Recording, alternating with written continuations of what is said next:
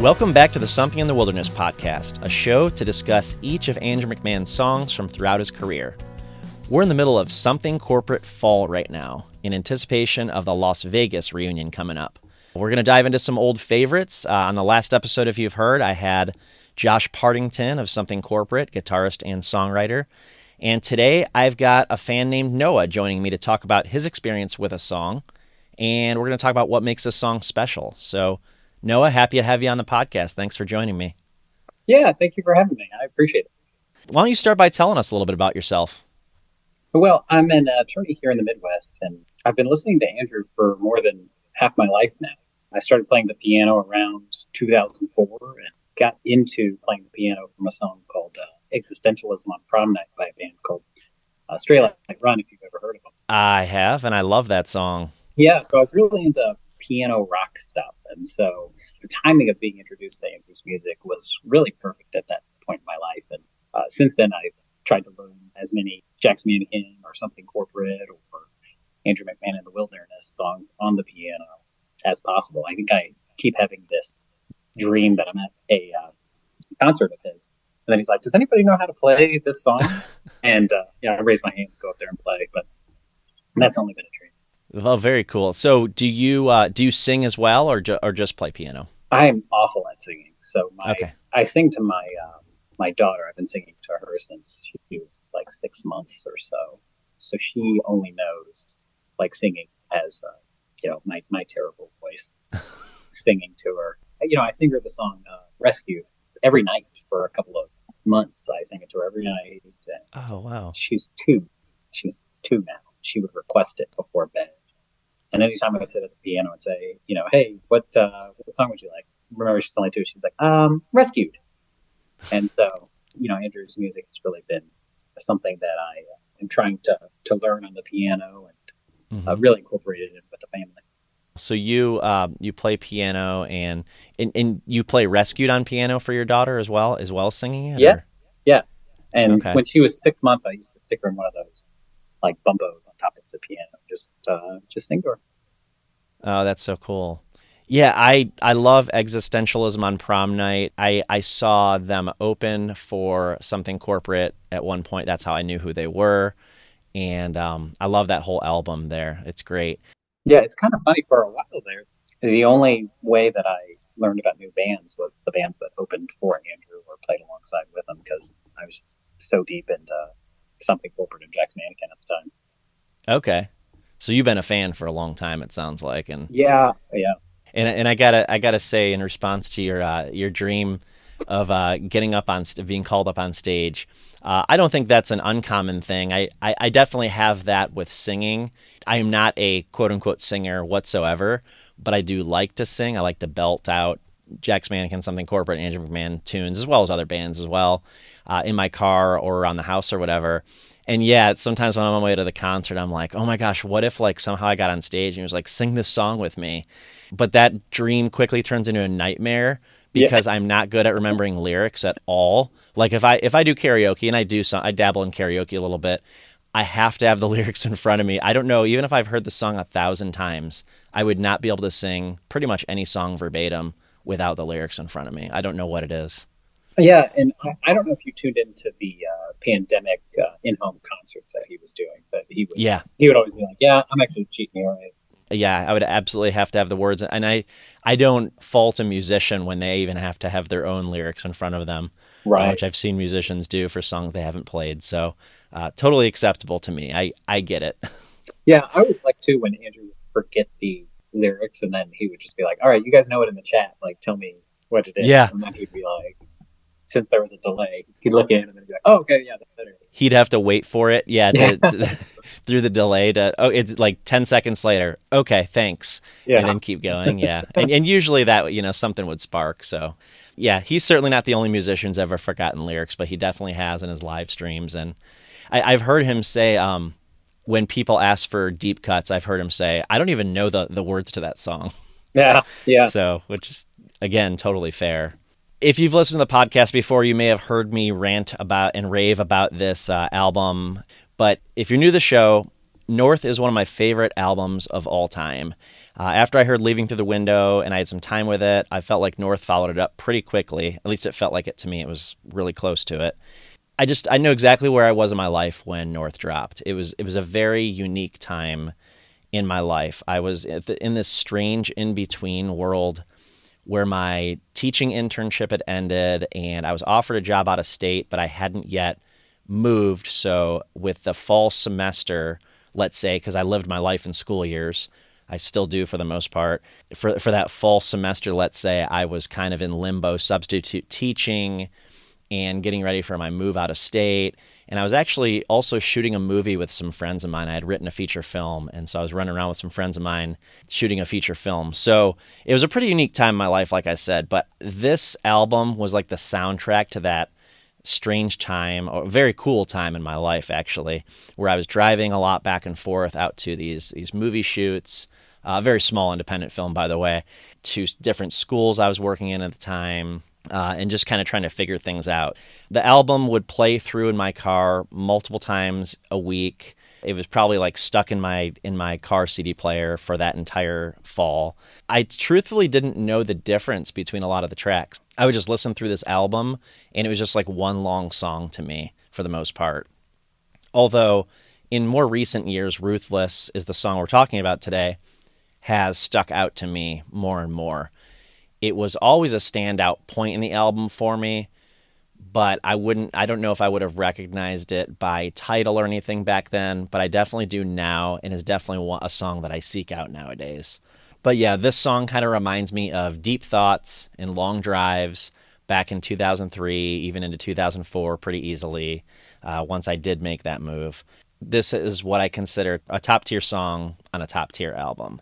Again, we're talking about Ruthless by Something Corporate. It is track 7 on North. North came out on October 21st, 2003.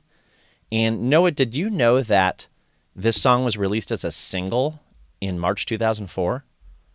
I did not know that. I did not know that either until I started researching it. I think a couple of years ago I came across that information, but that would have been the first time. I was reminded recently when I was researching this song that was a single. I don't remember that at all when it happened. And I was really into this album. I actually discovered Andrew's music with Jack's Mannequin first. I was aware of Something Corporate because I remember the album cover, Leaving Through the Window, and I love the name. I think around the time there was a movie called Team America that made a joke about corporations being all corporate and things like that. Mm-hmm. And so I just loved the name of the band, and that stood out to me. But I first heard the very end of the mixtape where it's just him and the piano. And I was like, I have to find a song. That was 18, 19 years ago. And in fact, when I bought the mixtape, it was the only CD I had in my car. Not like your store, you're traveling back and forth for the semester, but that was me for 2 years with everything in transit. Okay. And, I of course looked into more of the Something Corporate, and so I started at everything in transit, North, and Leaving Through the Window. Okay, so you got to go back and experience all that. Which is actually cool. And I tried to find as many songs as possible too. His discography wasn't as large as it is now, and so I listened to a lot of those deep cuts and the features with features on Tommyland, if you remember those. I do. I didn't know about that till years later, to be honest, but there was a lot of demos out there, like in the download era, I'll call it.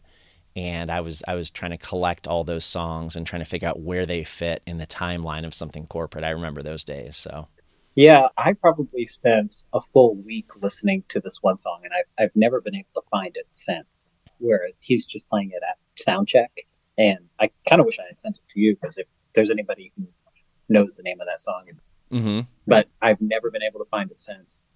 So it was that and a song called Out of It that he would play at soundchecks that I found on YouTube. So for a week straight, I would just listen to that 1 minute video of him playing some really deep cut at soundcheck. You do have a link to a video of that song, or you don't? Yeah, I do. I'll send it to you later. Yeah, definitely send it to me. I'll share it out, and I'll let you know if I recognize it or not. I don't know that I will, but someone out there will. There are some pretty hardcore fans I have found through doing this podcast, and I'm like, wow, they know all those deep cuts. So good. So when we first started chatting back and forth, you sent me a short list of songs, and one of them was Ruthless. And I was thinking, okay, this is good timing because I'm doing something corporate fall, so let's do Ruthless. But why was Ruthless on that list? What's special to you about this song? I like the instrumentals on it. I like the piano beginning. There's kind of like a broken chord. I know it's really simple, but kind of like you were saying earlier, if you listen to North all the way through, this song I think has a great juxtaposition to a lot of the other songs. This is clearly a an FU song, Mm-hmm. which I've always wondered if the "Forget Me" and "Forget You" in the song kind of references the FU. Never thought of that, but you might be right there. Yeah, so he's come out and said it's a bad business deal, but certainly before any of that, I always thought it was about a breakup. I certainly did too. Yep. Yeah, which I actually appreciate it more since it has that kind of double meaning to him. It Mm-hmm. fits. I kind of find it a more mature, spiteful track, especially when you compare it to some of the earlier spiteful tracks, like if you see Jordan. Oh, yeah, that's exactly what came to mind when you said that. Yeah, so it's the same spitefulness but refined, and certainly when you compare it to the other songs on North, like The Runaway or Break Myself, She Paints Me Blue, those are all songs about. I think they're about relationships and loving Mm-hmm. somebody and willing to do whatever you want for them, and then juxtaposing that with this spiteful "fu" song, I thought was just it stood out to me, and I really clung to it. I've never put this in the same bucket as If You See Jordan, and I understand why most people wouldn't, but I like that you did because that kind of gave me this new perspective. It's like this grown up songwriting versus a high schooler writing a song about disliking and having an enemy, disliking this guy, having an enemy, and the things that happen between them.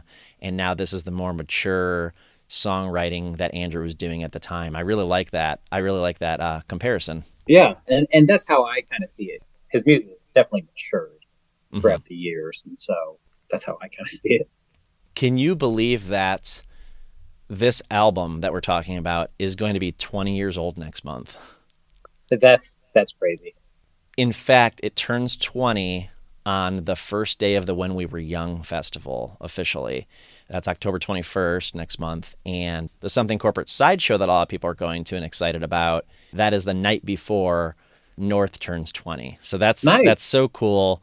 And we'll definitely be talking about live shows in this episode. And I don't know, maybe we'll be hearing some North songs during that show. I mean, I would think we would, but Yeah, we'll see. yeah. There's a lot of fan favorites on that. I know we're going to speculate about those songs later. So Yeah. When they recorded the album, the band's lineup consistently was the same for a little while at that point. So you had Andrew on piano and vocals, Josh Partington, William Tell on guitar, Kevin Page on the bass, and Brian Ireland on drums. Jim Wirt produced the album, and North was recorded in May and June of 2003, for the most part, at Robert Lang Studios in Shoreline, Washington, which I had never seen that city name before I did the research for this episode. I knew it was somewhere around Seattle they recorded it, but I actually looked up the studio. And it's a beautiful building, by the way. It's like this big brick mansion looking home built into a hill. But this studio was pretty significant in the world of music, at least to 90s guys like myself and probably the guys in Something Corporate if I know their tastes, because check out this list of artists that recorded there. Firstly, and probably most importantly to a lot of us, is the last known recording that Nirvana ever did as a band. It was a song called You Know You're Right, was done at this studio. And it's one of the studio's claim to fames. And then Dave Grohl did his whole first Foo Fighters album at this very same studio in that same year, 1994. Other artists who have recorded there, Alice in Chains, the Dave Matthews Band, Death Cab for Cutie, and even more modern artists like Brandi Carlile. So, and that's just a few that I picked off of a list, so that I thought maybe had some ties to the genre or to Andrew's music. But when you start talking about the Seattle scene and some of the bands I just named, the last Nirvana recording and the first Foo Fighters recording, I know I would be stoked to walk into a place like that. Like I said, I was looking at pictures of it online. Very cool looking place. It's got this living room with huge tall ceilings that it looks like they recorded in. And Josh Partington said in an interview, they weren't trying to make a sad album necessarily, but the weather and the vibe of that area and that place kind of leaned into the sound of the album a little bit. And there was so much rainy weather, just kind of dark there, and it kind of gave them a more darker quality. And as he put it, kept them from being too upbeat, maybe like in some of the songs on the first album. So And that probably explains Me and the Moon, that for sure, yeah, it's being nice and dark. definitely a dark song there. Andrew said in an interview that he left that house maybe 3 or 4 times in a matter of weeks total. And that was just to go get money for food, which I thought about that compared to the modern days. And I'm like, yeah, there was no Venmo to Venmo your friends, and there was no DoorDash or anything like that. So you literally had to go out and get your food, but first you had to go to the bank if you didn't, have a credit card or whatever. So that was kind of interesting in perspective of what we live with today. So all the modern conveniences. So I was telling you earlier, I found this article with MTV News from back in 2004 when they were releasing Ruthless as a single, and they were trying to promote it, and it was right before they were going on tour with Yellow Card. But this is what Josh said about this song. So this is really related to something you said earlier, by the way. He says, it's the greatest FU to any person you used to care about, anyone who took you for granted. And then he goes on to say, I knew immediately it was my favorite song Andrew had ever written, by far. And then he says he liked the tune so much that he didn't want a single thing changed from when Andrew walked in the door with this song. Usually, he goes on to say, I'm going to paraphrase a little bit, he goes on to say that usually songwriters have to cut some of the lyrics from their song, and they're kind of fighting to keep them in. But for Andrew, it was the opposite with this one. He was like, you can cut that. We can cut that. And Josh's response to that was like, no, it's so good. Everything in here is so good. And I agree. I love every lyric to this song. So I completely agree with Josh on that. But it does make me wonder, what would have been cut. I guess the verses could have been longer, but I think it works the way it is. So Yeah, no, it's great.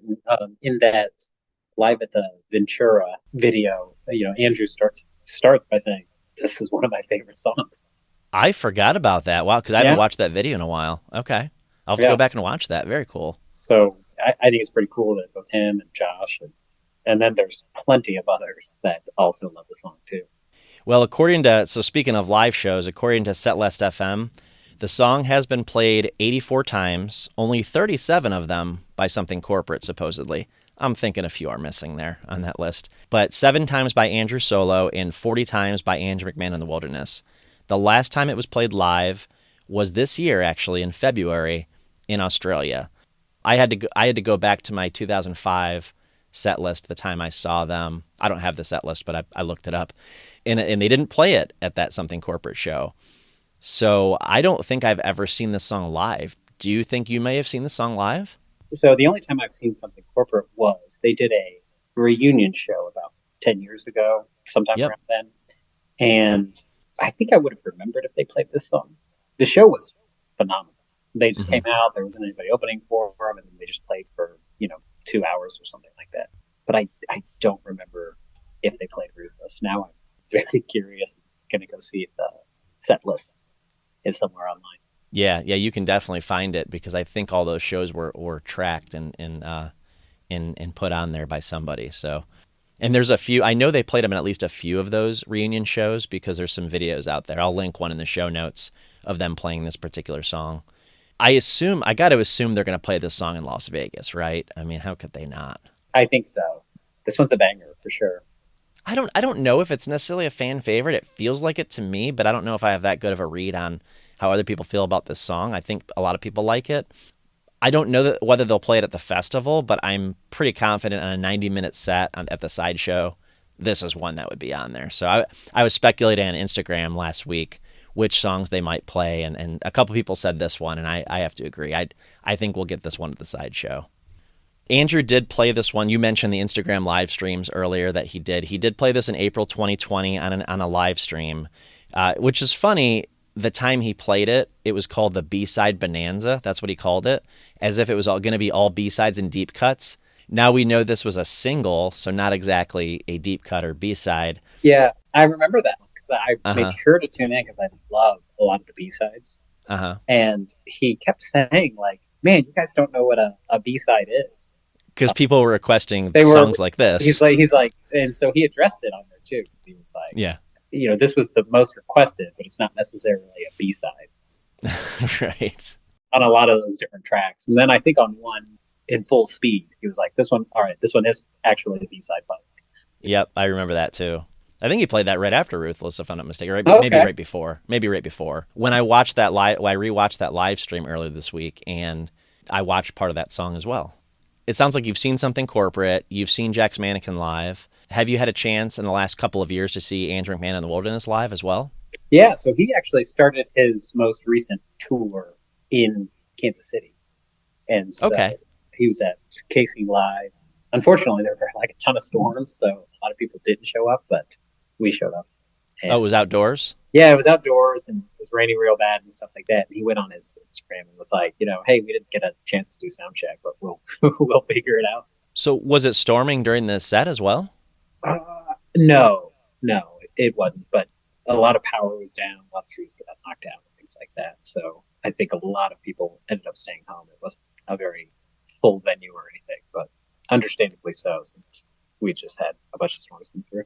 Yeah, we had a tornado touchdown on the day the last time I saw him. He didn't actually get to do his set at Four Chord Music Fest in Pennsylvania last month because the weather got so bad. And if you looked at the weather report beforehand, you kind of knew it was coming. I mean, a lot of people knew it was coming, unfortunately, but it just came at the wrong time for Andrew McMahon fans because he was the only one that didn't get to play any songs at the festival. Oh, So he did. I don't know if you heard about that, but he did end up going to a local Mexican restaurant and playing 3 songs with his band, with a couple of the guys from the band. yeah, I remember that now. Yeah. So, but we didn't get any Andrew McMahon full band songs on stage that night. It was a trade off. I feel bad for the people who didn't get to the Mexican restaurant and didn't get to witness that. All right. So let's talk songwriting a little bit. We talked a little bit about what the song is presumably about, but I just wanted to define the word ruthless first. So ruthless is defined by Oxford Dictionary Online as having or showing no pity or compassion for others. And it makes sense in the context of the song and what we've heard that it's about. There was this Entertainment Online Tonight interview that came out several years ago, and the journalist, the woman in the video, was asking him about certain songs, I think like 8 or 10 songs of his. And this is one of them that she asked about. So, and she was asking him, okay, what's that song about? And so this is what he said. He said, it was a breakup song about somebody that I worked with. It wasn't romantic, but it was sort of characterized that way. I was trying to communicate that I can still get my teeth out if I'm forced to. And she asked in the interview, have you reconciled with that person? And he responded with a smile, I think they think we did. Apparently, there's still a little bit of bad blood out there for that person. And I have no idea who the person is, who he's referring to, who the song was written about. And I think he wrote it cryptically enough, like we both agree on, the fact that it sounds like an intimate relationship song. And we thought that it was for years because he wrote it so cryptically that we wouldn't know that. But in more recent years, he's come out to say that, it's about a business relationship. In fact, in the 2020 Instagram live stream, he told us it was about a business relationship that had gone south very quickly. It became quite contentious and pretty brutal. And then he talked about how he felt taken advantage of. He felt vengeful and angry toward that person. People like you and I, and probably a lot of fans, related to it as a relationship song. There were certain things, being young, being in relationships, I think we could all find pieces of these lyrics, the angry parts or not, to kind of latch onto and think about and relate to how they related in our own lives. So there's some, I think, relatable stuff for everybody who's ever been in a relationship here, business or intimate, apparently. So let's talk about the sound of the song a little bit. From an interview with Yamaha in 2003, Andrew had this to say about what they're trying to accomplish with their music at the time when they recorded North. He says, I've always been a fan of more of a driving sound of bleeding guitar and piano chords, and it took us quite some time to find a comfortable balance between the two, and we're still working on it. We have to be aware of how piano and guitar blend and how their frequencies interact. Each part needs to be placed correctly within the arrangement so they can both be felt and heard. Is there anything, Noah, that jumps out to you about the instrumentation of this song? Like you talked a little bit about the piano melody, and So what jumps out for me is the intro piano before the vocals. It's just kind of this nice little. I don't know music terms, even though I play the piano. I can't tell if it's like a yeah, I don't know any technical term. I know the word melody. That's about it. melody. Yeah, I Yeah. can't tell if it's like, but it's kind of just some chords and then like a broken chord. And I think it's called an arpeggio, but somebody who's more musically inclined is going to be like, oh, it's absolutely not an arpeggio. But just like that nice little kind of intro at the beginning with the broken chord and then going straight into the lyrics. I love that part too. And in fact, I think I alluded to this earlier, but that sound of that piano during the verses is like the sound of my life at the time. I would definitely put this on the soundtrack to that year of my life. And it's interesting because it was kind of an exciting time in my life, but it's a somber feel to that point in the song. Like those verses are very somber. I don't know. It's almost ballad-like. I mean, maybe not almost. I think it's ballad-like, and I don't know if the song itself is a ballad necessarily, but it definitely the melody flows like a ballad would, and gives me those like kind of somber point in a relationship feelings. Yeah, and then that piano part at the beginning kind of makes it seem like a little more upbeat, and then he, jumps into this nice, spiteful song. Hmm. I like the two combined. Yeah, it's definitely very dynamic. It goes from that kind of driving piano melody, and then suddenly, bam, the chorus hits, and it's guitars. The guitar isn't very present in the verses, from what I can gather anyway. I definitely hear the bass in the background, and I like the way that flows with piano. And there's some drums in there, but I don't hear the guitar too much. Or maybe it's just the way the guitar comes in the chorus that Mm-hmm. makes me like really notice it at that Yeah, point. I'm like, yeah, like okay, where was that guitar? right there it is. Yeah, there's a guitar. So I love the dynamic nature, and that it's that quiet, loud that kind of grunge was famous for. It's like, which there's several songs on this album that do that, but I think that's why I love this album so Yeah, much. It's kind of my sound. that's a cool call out. I wonder if where they recorded it had any influence on how the music arrangement was set up. Yeah, as a longtime fan of the genre and kind of that geographic area for that genre, I'd like to think so, but Yeah. I'm not sure. I know the guys were into the late '90s alternative, going into becoming a band. That's what they listened to. But yeah, I like those. Like I said, the gentle nature of the verses, and then the hard rock, the grunt of the guitar in the chorus. So that quote I read earlier, I think they really accomplished that with this song, which is why I wanted to read that quote. I think they really got the nice blend between piano and guitar and finding that right balance between the two. I think the whole album demonstrates that quite well, but I think this song, the verses in particular, really demonstrate that nicely. All right, let's talk some lyrics. Are there any particular lyrics that stand out to you in this song? Kind of like you said earlier, almost all of the lyrics, it's hard not to like all of the lyrics in here. Hmm.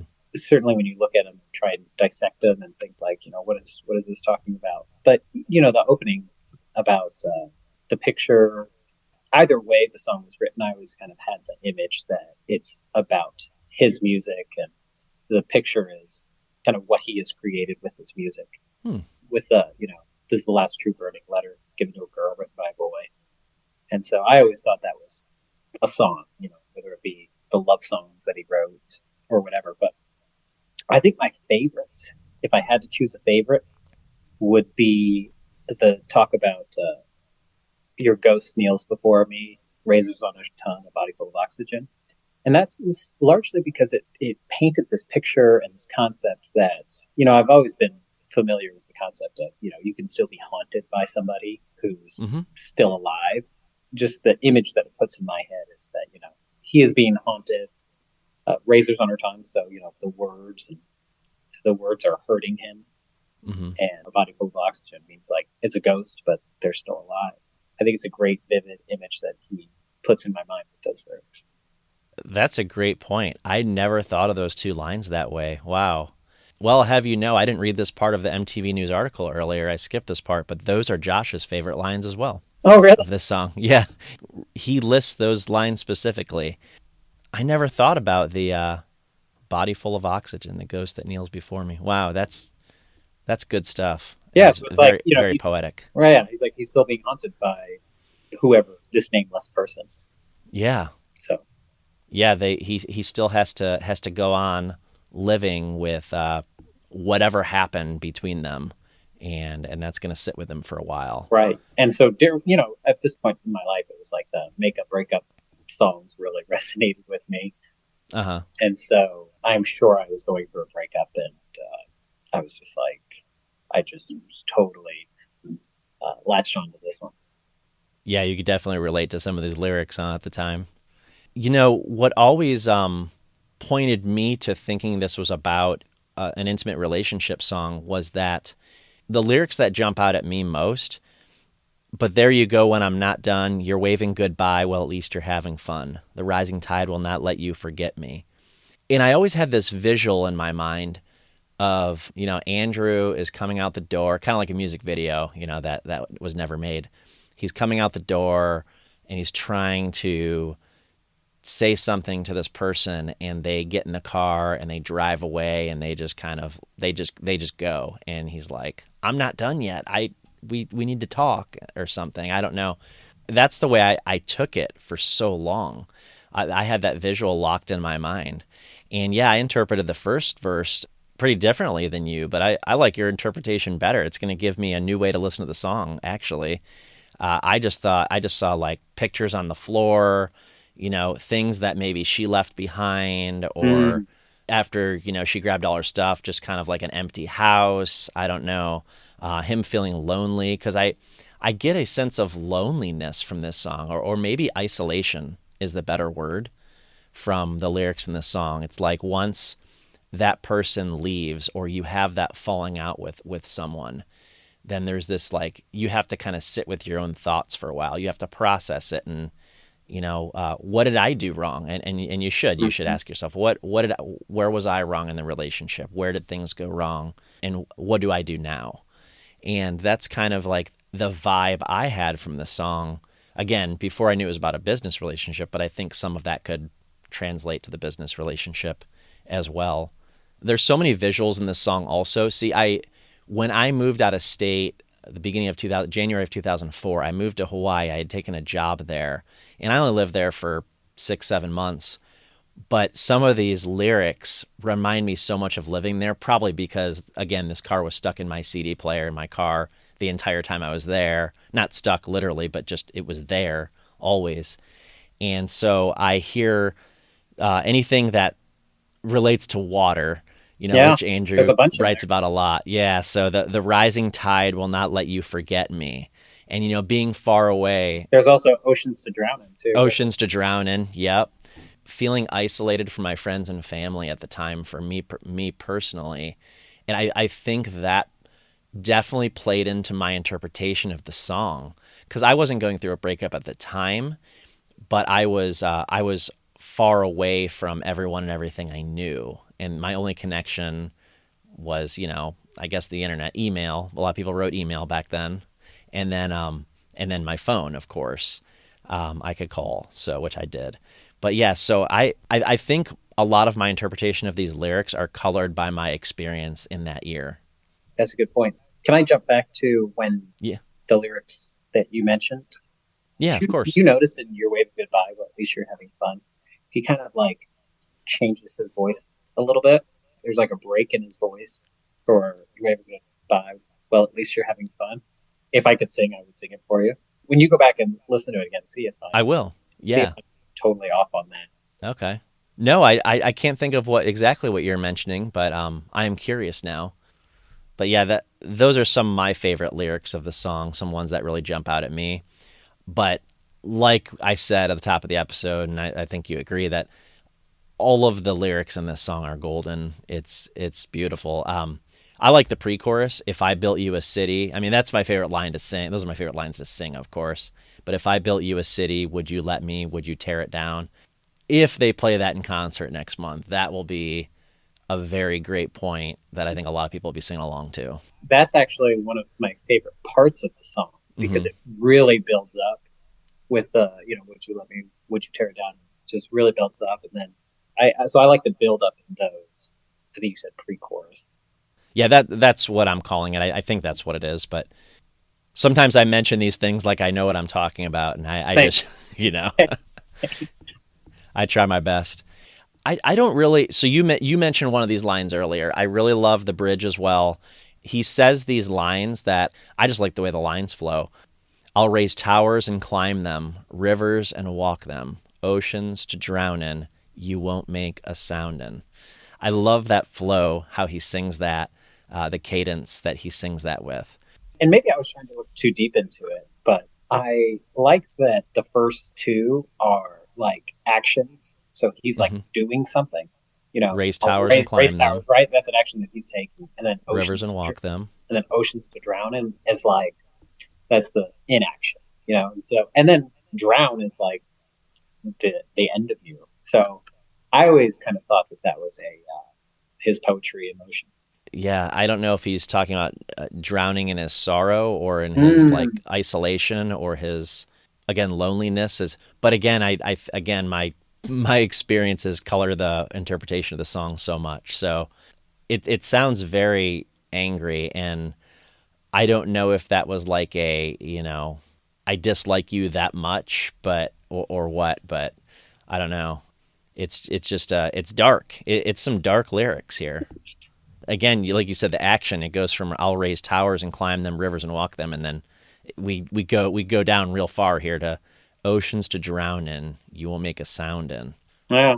These are some great lyrics. I love singing along to them, even if I don't know what most of them mean. But I like the interpretations that you've given me because, again, I can now sing along to this song and think about it a little bit differently. That's why I love talking about these songs with people. It just gives me a whole.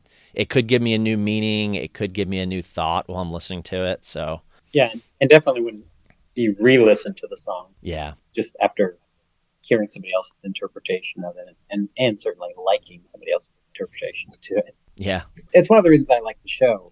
Before I found the show, I wasn't aware that there were other heavily committed fans out there. And so I really I like the show. I like the discussions that you have on it and really the collective effervescence, that feeling of like there's a bunch of other hardcore fans out there as well. I appreciate that you saying that because that's how I feel. That's why I keep doing it. I love doing it for that reason. I love meeting other people who are such big fans. And yeah, there was a point in time where I remember thinking, oh my gosh, I'm such a huge Andrew McMahon fan. I've been following him for 20 years. I must be the biggest fan there is. But as soon as I went out on the internet and I started doing research for the podcast, probably 6 months before I started it, I was like, wow, I thought I was a big fan. There are some huge fans of this guy that have been following him for years and follow him around the United States. And my opinion, though, is if you've been to one show or you've been to 100, which I know people who have, it doesn't matter because we're all fans of this guy. And there's a reason for that, of what he brings to us with his lyrics and the music that he writes and the collaborations he's done with other people like Josh Partington and the other guys in Something Corporate, like he does with all these other people in the Wilderness era. There's a reason he has this hardcore fan base and so many of them out there. That's for Yeah. sure. I've been lucky enough to just be in the places that he's playing. Like I saw him in Germany. Oh, wow. It was a long time, but I just How did that happen? I I'm just curious. I just happened to be in there, like in Germany. I think it was Berlin. It was either Berlin or Munich, and I just was looking at his tour dates or something like that. It was like he's playing in Germany. It's like I can make that show. And then I bought my ticket to the Something Corporate sideshow just because I'm gonna happen to be in Vegas for work at that time. So I'm gonna Oh, stay. perfect. Yeah, I know. So I'm gonna stay over. So Well, you're right. You just happen to be where he's playing at times. That's interesting. yeah, it's dumb luck. And so you were able to secure a ticket then? Yeah, I got my ticket. I've never been to a Dear Jack show, Uh-huh. so I also got my ticket for this year's Dear Jack. Oh, great. Yeah, we were able to go last year. It was in Chicago. We're not able to go this year. I kind of had to pick one or the other, Las Vegas or Austin for Dear Jack, Yeah, and I Vegas picked usually wins. Vegas usually. yeah, Vegas always wins. The house always wins. Yeah, I just figured it was unique because of something corporate and the festival was going on. I don't officially have a ticket. I don't actually have a ticket to When We Were Young Fest. I might consider grabbing one if there's Are you planning to go to both? the festival. Yeah, the sideshow and then the When We Were Young show as well. So right now I don't have a ticket, but to the festival I have a ticket to the sideshow. So I'll just kind of play it by ear that weekend. But we have plenty of things we want to do around Vegas that weekend. So we're going to hopefully meet up with some other fans and have some fun. So whether we go to the festival or not, I mean, the reason we're there is for Vegas itself and for the Something Corporate Sideshow. Nice. Are there certain songs besides Ruthless that you are looking forward to hearing at the sideshow that are like, oh, I hope they play that one? I like Break Myself a lot. Hmm. I think that one's a good concert It, song. yeah, it's a banger, and they Yeah, it's rarely ever a- play it. We have to start a campaign here to get Andrew to play that song because for some reason he doesn't like playing that song, and I don't Really? know why that is. Yeah, Really? yeah, I'm probably going to get a lot of flack for this one, but I know Constantine is requested all the time. He started playing it more hmm over the last couple of years, but I think I would rather take, two or three other. I would rather take Break Myself and Miss America yeah. over Constantine. Yeah, I'm the kind of person who I want to hear different songs. So like the fact that I've never seen Ruthless perform live, I want to hear that one. It's on my SoCo bucket list now. Break Myself is another one, and then yeah, and so I hear you on the hey, I'm okay leaving Constantine off the list, and let's get three different ones instead. Yeah. I'm good with that. I like The Runaway and Only Ashes, basically the whole North. Yeah. So Oh they yeah. do, if they end up doing a 20-year reunion or like a 20-year show, because I don't know if you were able to make the Everything in Transit 10-year, Yeah. but that was the best show I've ever been to. Yeah. It was one of my top shows of all time. Amazing. The venue that he chose here in Kansas City was fantastic. Hmm. I ended up getting a great standing room, and I loved the album Everything in Transit. So to hear it played all the way through was great. And then he played a bunch of songs afterwards. He crowd surfed and like jumped directly into my arms. And then the whole place was packed too. So, Hmm. He traveled from the beginning of the stage to all the way back and then back. Yeah. It was an awesome, awesome show. And so if they do a 20-year reunion for North, that'll be great because the North album has so many good songs. Yeah, I'm a huge fan. It is, with Everything in Transit, it's one of my favorite albums of all time.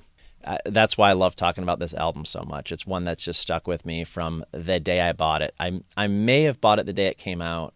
I don't know if I did, but the day I bought it, I just remember loving it from that moment. And again, it hardly leaves the rotation even nowadays. So It's a great one to listen to all the way through. yeah, It's one of it's those a straight albums. through album. Yeah. Yeah, for sure. Yeah, no skips there. Like Everything in Transit, no skips. Did you get a chance to check out that video? It was the 97X radio show version of Ruthless. It was it's just like acoustic. Were you able to check that out? And no, I must have missed that one. Okay. I probably seen it years ago, but I Mhm. missed it in preparation for today. Yeah, that's all right. To give you a little context, it was in 2000, recorded in 2004, probably around the time they were going to release this song as a single, and it was just Josh Partington on guitar, playing acoustic guitar, which you can't really hear the guitar too much in the mix. It's just them in front of a small live audience, and then Andrew's playing the piano. But it truly sounds, the way they play it, slow, a little bit slowed down, and again, just piano and acoustic. It sounds more like a ballad. It comes out more like a ballad. So it's a cool version. It's probably similar to what you heard on that Instagram live stream, just again with a little bit of acoustic guitar on it. Mm. I'd recommend that version. It's a pretty good recording of them doing it.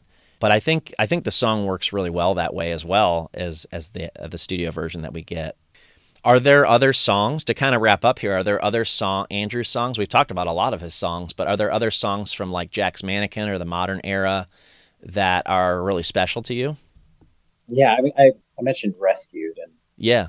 that one's top. I don't have any tattoos, but I always, if I got a tattoo, my request would be like that the tattoo artist listen to the song over and over, and then like whatever picture is painted in their head is the Uh-huh. tattoo that I get, because I have this image that Rescue puts in my head, but I can't describe it for the life of me. I think that like an artist is going to have to just do it. Like I've tried to, Interpret it for you, huh? yeah, I've tried to go on Amazon and use some AI stuff to try and kind of create an image for it. Oh, that's a good idea. So it's the closest that I've gotten is using AI art, but it's still not total. Like this image of like a plane crash in an ocean and kind of like a boat where it's like either sinking or about to sink. Or again, I can't really describe it. I just have to like I have to see it. It's gonna be perfect.